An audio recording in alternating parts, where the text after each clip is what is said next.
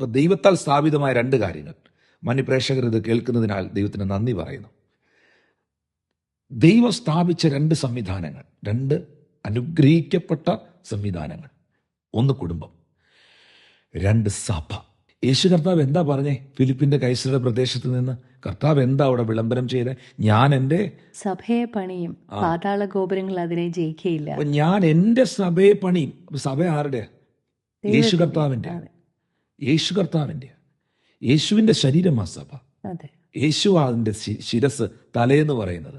നമ്മളതിൻ്റെ അവയവങ്ങളാ. V are the part, അല്ലേ? നമ്മളൊക്കെ എൻ്റെ കൂട്ടുവേലക്കാരാ.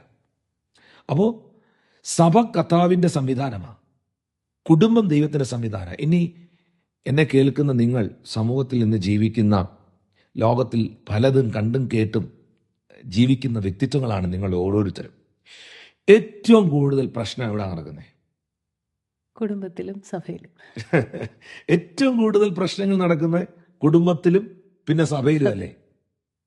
കാരണം എന്താ അതിൻ്റെ റീസൺ? പിശാച് ഏറ്റവും കൂടുതൽ തകർക്കുന്നത് ഫാമിലി ലൈഫ് അല്ലേ, കുടുംബജീവിതങ്ങളല്ലേ? ഇപ്പം ഇന്ത്യയിൽ തന്നെ ഏറ്റവും അനുഗ്രഹിക്കപ്പെട്ട സംസ്ഥാനമാണ് കേരളം എന്ന് പറയുന്നത്. കേരളത്തിലെ ഒരു ഒത്തിരി ക്രിസ്ത്യാനികളുള്ള,